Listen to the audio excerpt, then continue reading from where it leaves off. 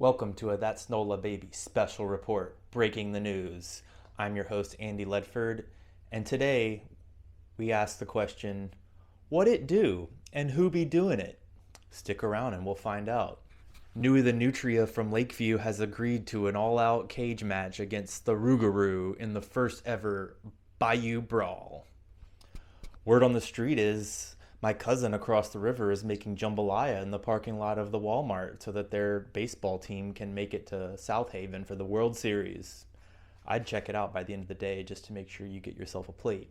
Today we have a history lesson on the origins of the po' boy. In the late 1800s, a worker named Poitrik Boyson decided to take his loaf of French bread and put some gravy and scraps on it and eat it for lunch. He is the first known person to create this sandwich. All of his coworkers walked by and said, "Wow, what's Poitrik doing?" And he said, "I'm just having a po' boy." The most alarming thing was he was eating it naked. And so another coworker named Stephen Dressingson decided to put a salad on his French bread and gravy sandwich. And thus we know it as the po' boy and the po' boy dressed.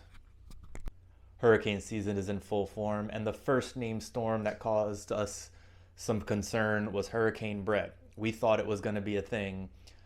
Turns out he ghosted us and never called back.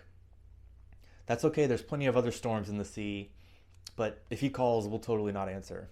And now it's time for boring sports time, and apparently there was a football team in the USFL called the New Orleans Breakers. But they didn't play their home games in New Orleans. They played them in Birmingham. And so this is the first I've heard of them, and the season is now over. They didn't win. I'm sorry, we ran out of time to find out what it do and who be doing it. Tune in next week for Breaking the News. I'm your host, Andy Ledford, and that's Nola Baby.